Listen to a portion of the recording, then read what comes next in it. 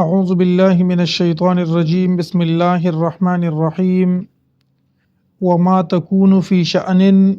او نه ته اے نبی کریم صلی الله علیه و آله وسلم فی شأن په هیڅ حال کې وما تتلو منه او تنلل په دغه حال کې من قرآن د قرآن نا ولا تعملون او نکوي تاسو من عمل سعمل الا كنا علیکم شهودا مگر یو مونږ پتاسو باندې حاضر یا پتاسو باندې گواه یا پتاسو باندې خبردارا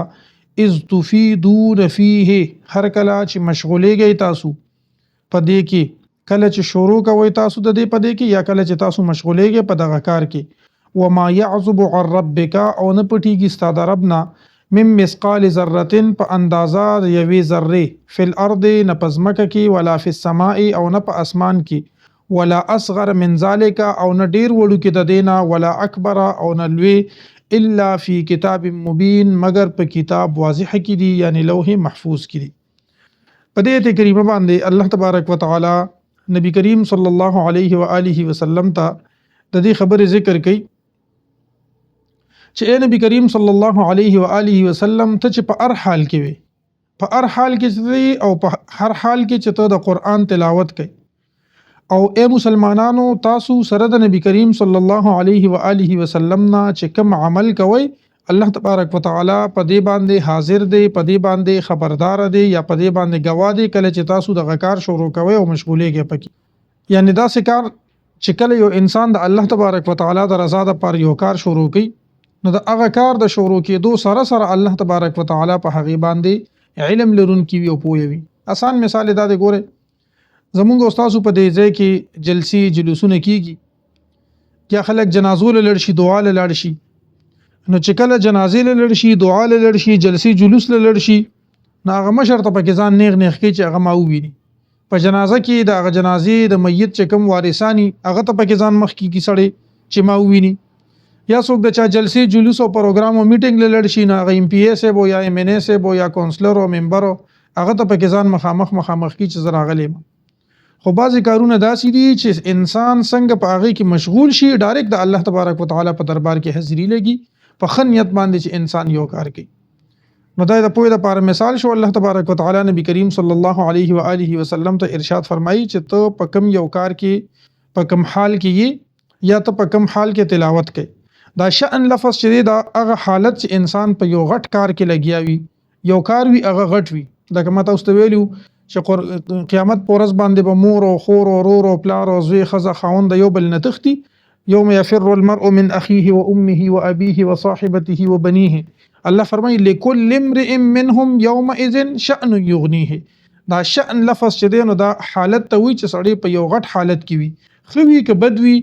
د حیرانتیا وي که د خوشحالي وي خو چې یو لوی کار کې سړی لګیا وي نو هغه ته شأن ویل کېږي یو لوی حالت ته نو الله تبارک وتعالى نبی کریم صلی الله علیه و آله وسلم ته فرمایي چې ته په یو حالت کې یعنی ته په یو لوی عظیم الشان میشن کې او مقصد کې لګیای وما تتلو منه من قرآن او چې ته تلاوت کې په دغه حالت کې د قرآن نه یعنی د یو عظیم الشان میشن د پاره چې ته خلکو ته د قرآن مجید د آیتونو تلاوت کوي نو الله تبارک وتعالى ستا په دې کار باندې حاضر دی د الله په دربار کې ستا حاضری لګېدلې ده د الله تبارک وتعالى په دربار کې د ستا چې کوم انعام او ثواب او کوم ډیوټي او فرض ده هغه الله تبارک وتعالى لیکلي دي وما تتلو منه من قرآن دلته دوه من راغلي دي وما تتلو منه بیا من قرآن نو دا ډومبه منه کې چې دا هو ضمیر دی دا راځي دی د شأن ته وما تتلو منه او ته تلاوت کوي په دغه حال کې دا کوم مخکې شأن چې ذکر شو ته تلاوت کوي په دغه حال کې من قرآن دا دوی من زائده دی د قرآن کریم تلاوت چې کې یا من قرآن چې من زائده نشي د دې منم خپل معنا شي نو بیا به معنا دی د قرآن سے حصہ یا نورم څه عمل کوي نو الله تبارک وتعالى په دې باندې حاضر دی او الله تبارک وتعالى ته د دې هغه وخت کې علم دی کله چې دا تاسو شروع کوي بیا الله تبارک وتعالى فرمایي چې د دین علاوه پزمکی او په اسمان کې چې څومره سيزونه دي د وړي وړي ذره الله تبارک وتعالى ته علم دی او دغه ذره نه وړو کې سیز او نه غټ سیز مگر الله تبارک وتعالى سره هغه موجود دی په کتاب مبین کې یعنی په لوح محفوظ کې وما تكون في شأن او نه ته اے نبی کریم صلی الله علیه و آله وسلم فی شأن پس حال کې یا پس لوی حال کې فی شأن پس حال کې وما تتلو منه او دا چې ته تلاوت کوي منه د دغه حالتنا من قرآن د قرآننا ولا تعملون او تاسو عمل نکوي من عمل س عمل الا كنا علیکم مگر یو مونږ په تاسو باندې شهودن خبردارا یا حاضر یا گواه اذ تفیدون فيه کله چې تاسو مشغولېږئ پدې کې وما يعزب عن ربک او نه پټیږي ستا د ربنا من مثقال ذره په اندازه د یوې وړې ذرې فی الارض نه په ځمکه کې ولا فی السماء او نه په اسمان کې ولا اصغر من ذلك نه یو وړه ذره د دینه ولا اکبر او نه لویا الا فی کتاب مبین مگر په کتاب مبین کې دی کتاب روخانه کې یعنی لوح محفوظ کې دی الا ان اولیاء الله لا خوف علیهم ولا هم يحزنون خبردار بشکا اولیاء د الله دوستان د الله لا خوف علیهم نبس يروي په دی باندې ولا هم يحزنون او نبدوی غمجن شي الذين هغه کسان امنو چې ایمان قبول کړی دي وکانو یتقون او ودي تقوا اختیارون کی لهم البشرى د دې د پاره زیره دي فل حیات الدنیا په ژوند د دنیا کې او فل اخرت او په اخرت کې لا تبديل لكلمات الله نشته د بدلون خبرو د الله لرا کلماتو د الله لرا ذلك هو الفوز العظیم هم دا لویا کامیابی ده الا ان اولیاء الله اولیاء دا جمع د ولی دا او ولی دا د ولیون نه جوړ دی ولیون ویل کېږي القرب والدنو نزدېکت یعنی هر هغه انسان چې هغه الله تبارک وتعالى ته نږدې شي هغه ته ولی ویل کېږي د الله تبارک وتعالى کوم قرب او نزدېکت دا په دوه قسمه دی یو عام قرب دی یو خاص قرب دی چې قرب د محبت دی چې عام قرب دی نو د هر جاندار د پاره د الله تبارک وتعالى دغه قرب د وجود د ضروری دی لکه الله تبارک وتعالى فرمایي ونحن اقرب الیه من حبل الورید چې مونږ د مړی د شهرک د ساچ کم غټ رک دی د دینه مونږ انسان ته زیات نږدې یو نو دا نږدېکت دا قرب د انسان د وجود د پاره د ضروری دی او یو قرب او نږدېکت د محبت ته چې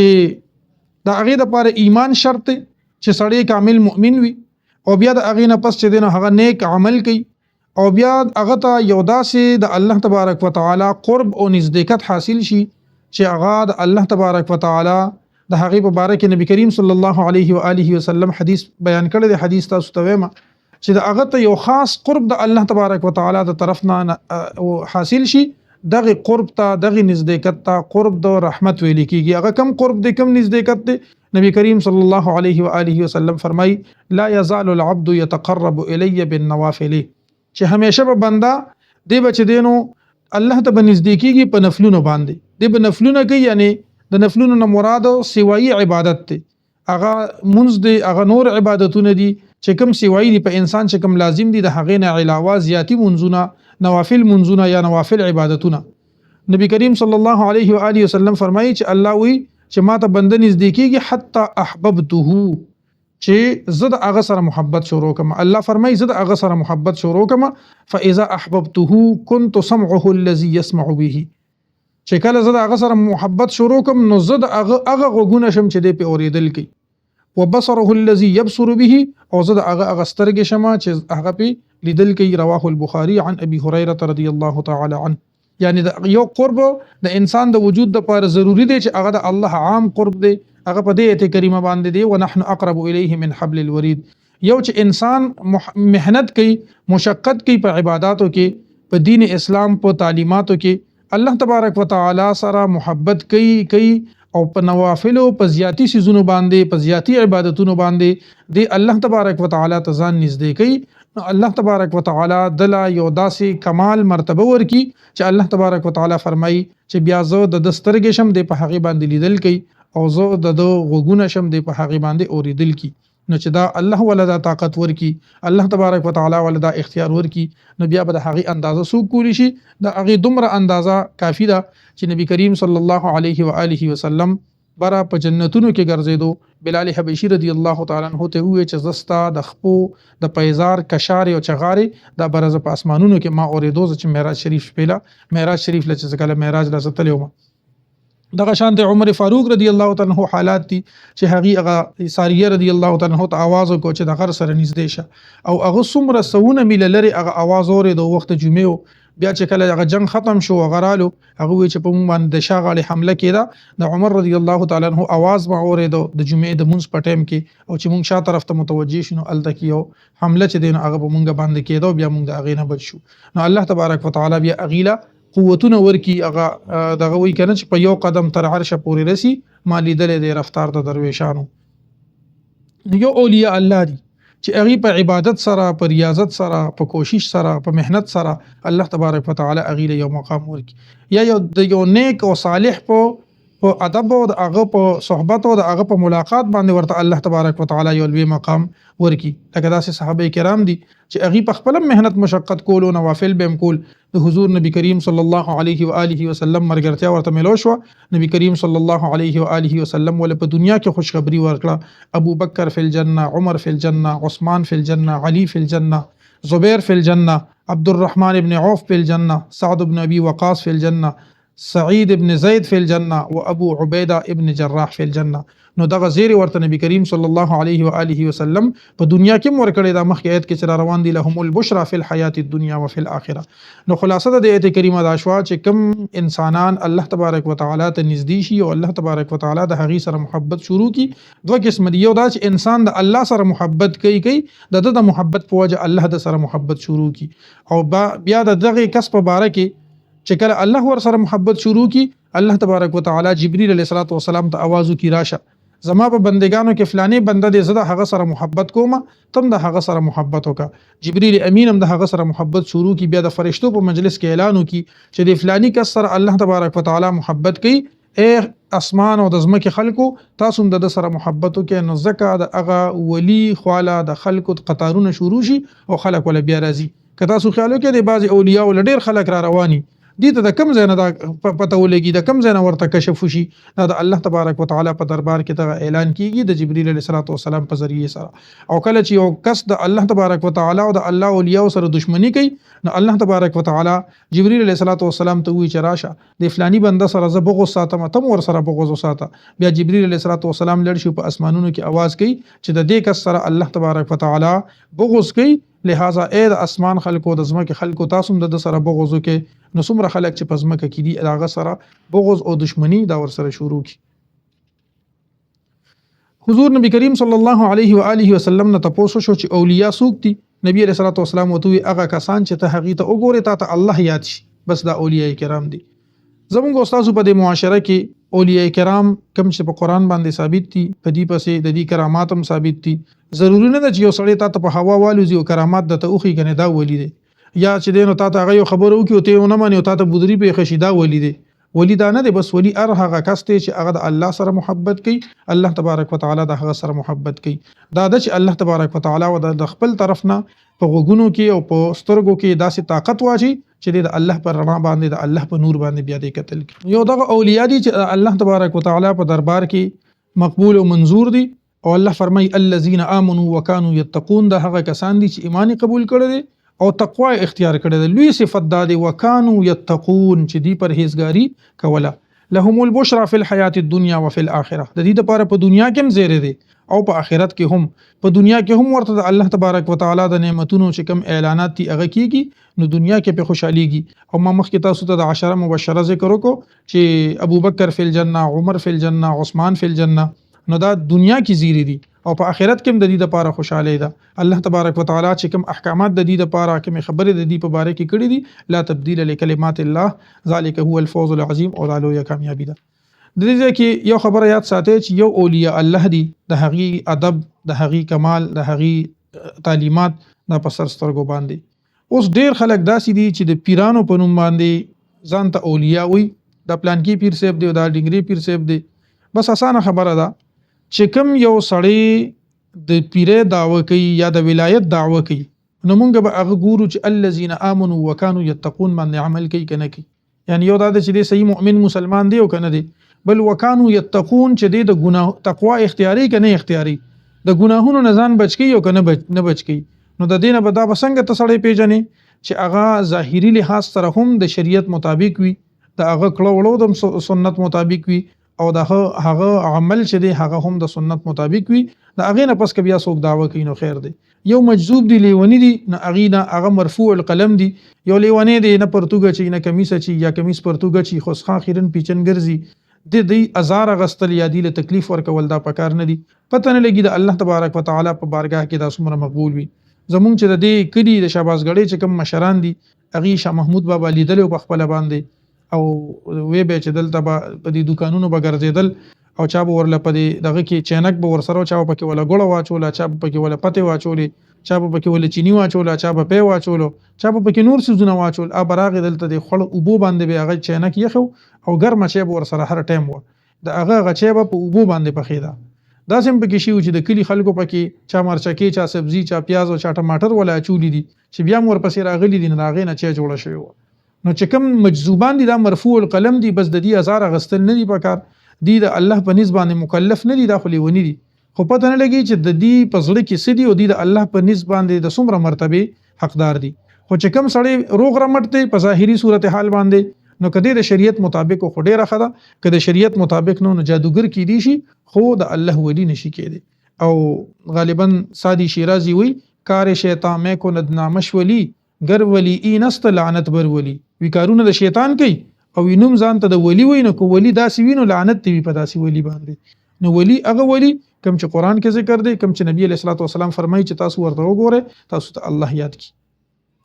الا خبردار ان اولیاء الله بشک اولیاء د الله دوستان د الله لا خوف علیهم نبس يروي په دوی باندې ولا هم يحزنون او نه بدوی غمجن شي. الذين د اولیاء هغه کسان دي امنو چې ایمانی قبول کړي دي وکانو یتقون او ودی تقوادار ودی تقوا کوونکی پرهیزګاری کوونکی لهم البشرا د دوی لپاره زیره ده فی الحیات الدنیا په ژوند د دنیا کې ول اخرت او په آخرت کې هم لا تبدیل لکلمات الله نشته د بدلون د خبرو د الله لرا د حکمونو د الله لرا ذالک هو الفوز العظیم دا هم لویا کامیابی ده. ولا يحزنك قولهم او غمجن دي نکی تعالی اے محبوب صلی الله علیه و آله وسلم قولهم خبر د دوی ان العزه لله جميعا بشک عزت ټول د الله تبارک وتعالى لري هو السميع العليم الله تبارک وتعالى اوریدونکي او علم لرونکي دی.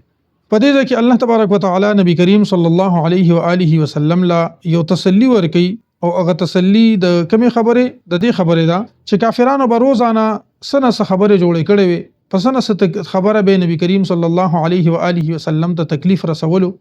که د وسو د گزار او د کانی او د دې وس به نه کې دونو خبره به کولې شعرونه به جوړول د نبی کریم صلی الله علیه و آله وسلم پسې الله تبارک وتعالى دغه خبره نه تسلی ورکي اے نبی رسول الله والسلام د دې خبره پرېدا د دې خبره د تا غمجن نه کی ځکه چې عزتونه ټول د الله د پاره دي. بل ذکر راځي فإن العزة لله ولرسوله وللمؤمنين ولكن المنافقين لا يعلمون چې عزت د الله د پاره دی د رسول د پاره دی د مؤمنانو د پاره دی خو منافقین په دې باندې نه پويږي. یعنی عزتونه ټول د الله سره دي د الله خو خدای چې چاله عزت ورکي او چاله عزت نه ورکي. ولا يحزنك قولهم او غمجن دي نکی تعالی اے نبی علیہ الصلوۃ والسلام خبرې د دوی ان العزه لله جميعا بشک عزتونه ټول د الله لره دي هو السميع العليم الله تبارک وتعالى اوریدونکي او علم لرونکي دی.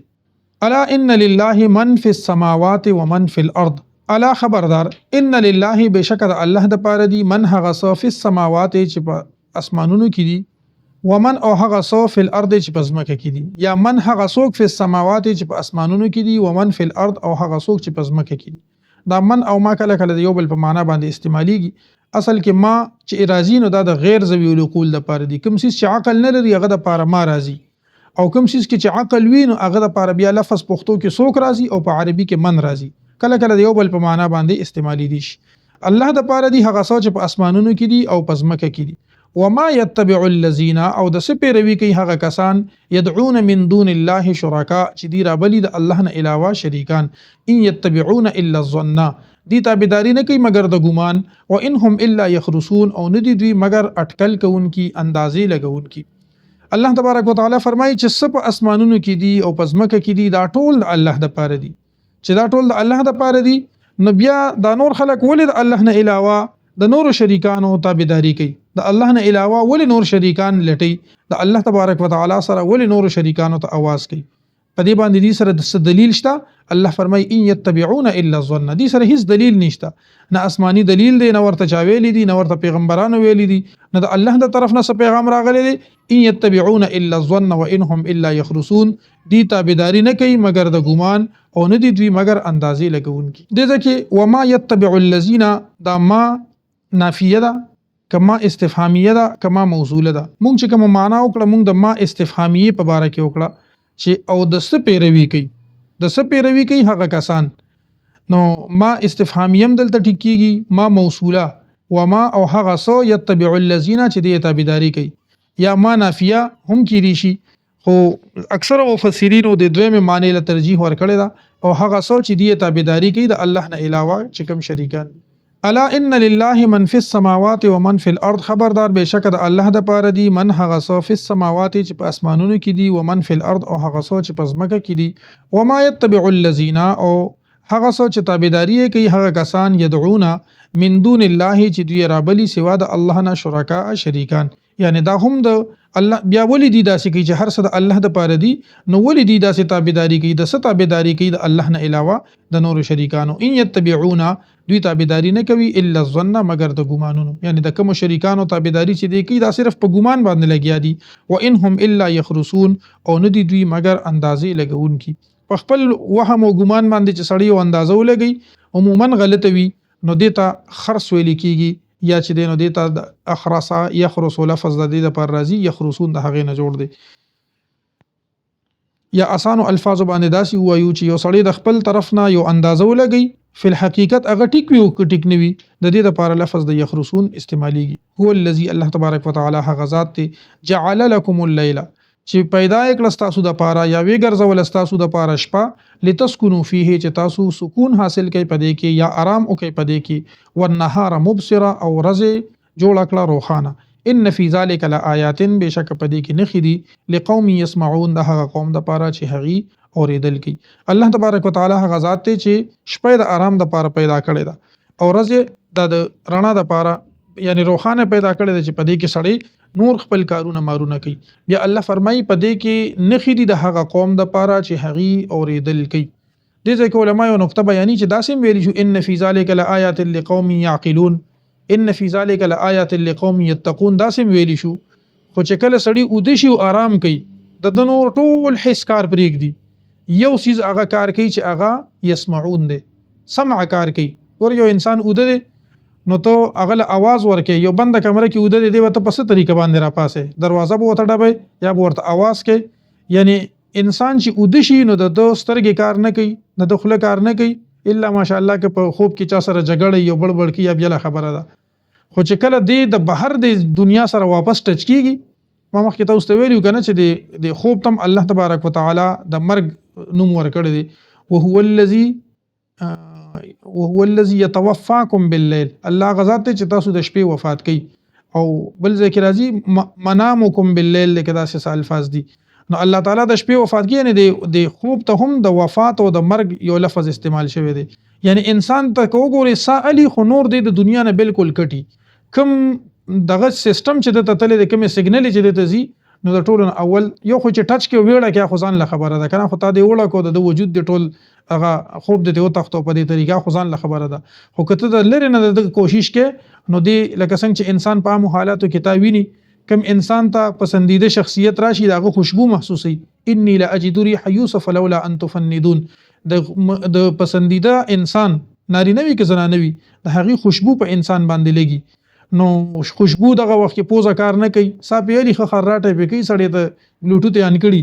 خود دغه کار چې دی د پیژنګلو کار نه کوي. که د پیژنګلو کار وي یا د راپاسېدو کار وي یا د دنیا سره تعلق قائم وي، دا په غوګونو باندې قائم وي، ځکه چې د شپې د سکون ذکر راغی نو الله ور سره لآیات لقوم یسمعون اوه. هو الذی، الله دا سونه زینو کې چې تاسو وګورئ کنه چې ان فی ذلک لآیات لقوم یسمعون ویل دي،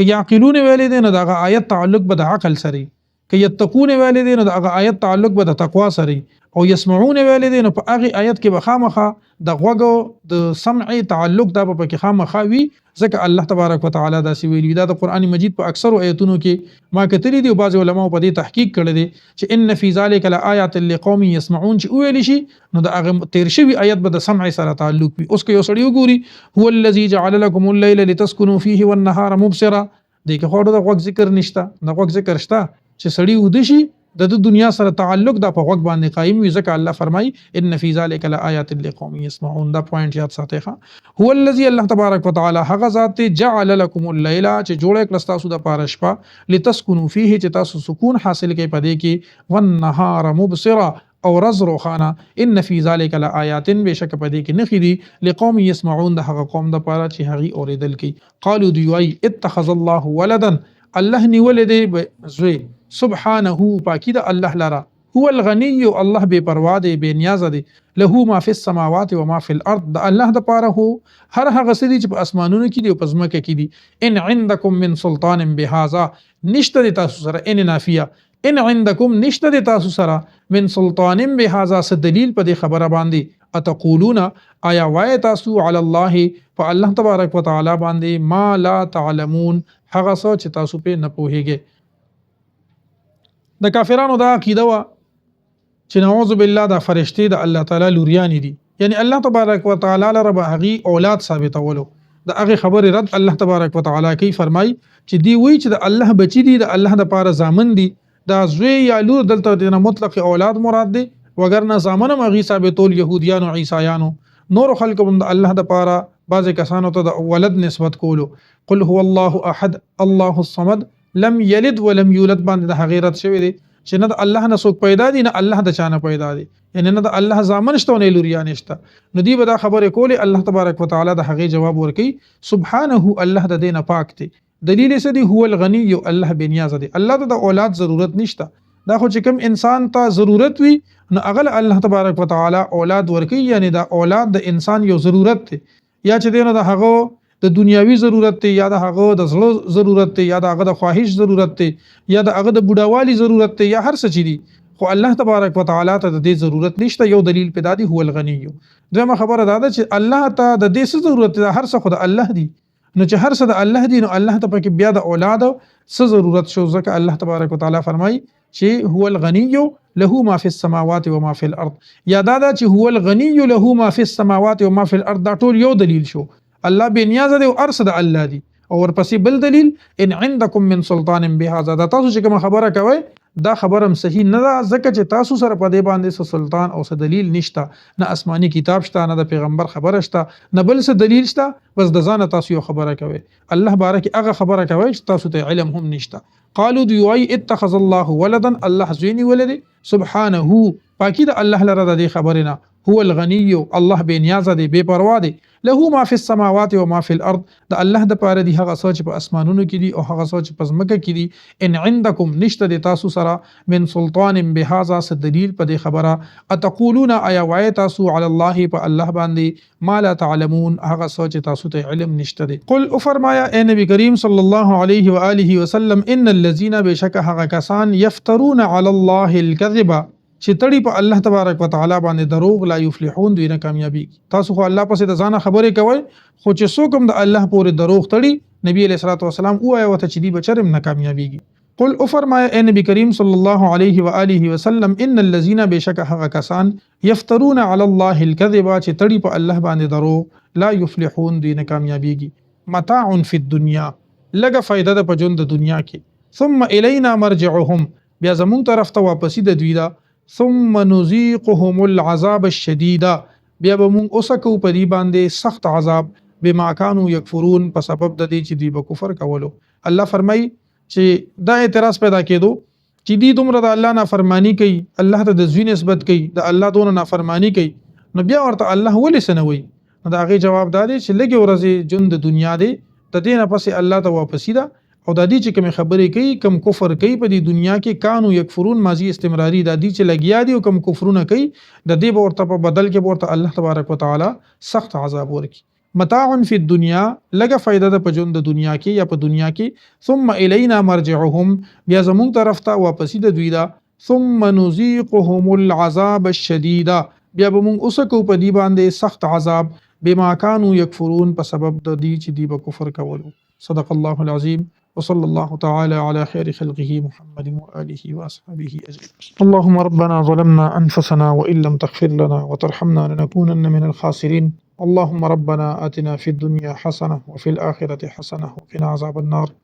اللهم ربنا آتنا ما وعدتنا على رسلك ولا تخزنا يوم القيامة إنك لا تخلف الميعاد. اللهم ربنا أتمم لنا نورنا واغفر لنا إنك على كل شيء قدير. وصلى الله تعالى على خير خلقه.